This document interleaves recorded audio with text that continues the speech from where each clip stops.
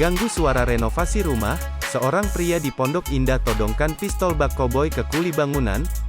Seorang pria terlihat menodongkan pistol kepada kuli bangunan. Hal ini terekam pada video yang beredar di media sosial. Pada video yang diunggah oleh pemilik akun Instagram @fakta.it, terlihat pria dengan kaos kuning menodongkan pistol ke kuli bangunan.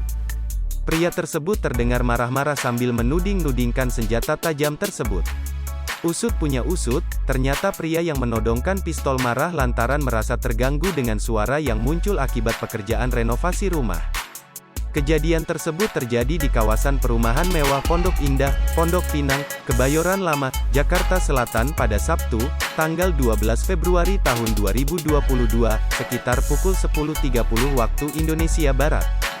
Penodongan terjadi karena pria itu kesal dan terganggu dengan suara yang muncul akibat pekerjaan renovasi rumah, tulis akun @fakta.indo. Adapun pelaku penodongan tinggal di sebelah rumah yang sedang direnovasi, imbunya. Atas kejadian tersebut, korban telah melaporkan aksi penodongan tersebut ke Polres Metro Jakarta Selatan. Aksi penodongan tersebut mengundang berbagai reaksi dari warganet. Saat berita ini dibuat, video aksi penodongan pistol tersebut telah ditonton lebih dari 34.000 kali.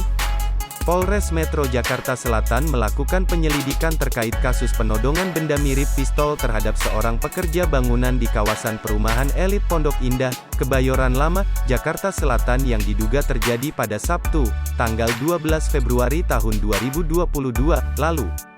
Yang di perumahan, lagi dalam proses lidik ya, nanti perkembangannya kami sampaikan, kata Kasat Reskrim Polres Metro Jakarta Selatan, AKBP Ridwan Soplanit saat dihubungi wartawan, Selasa, tanggal 15 Februari tahun 2022. Sebelumnya, beredar video yang menampilkan seorang pria menodongkan benda mirip pistol ke seorang pekerja bangunan.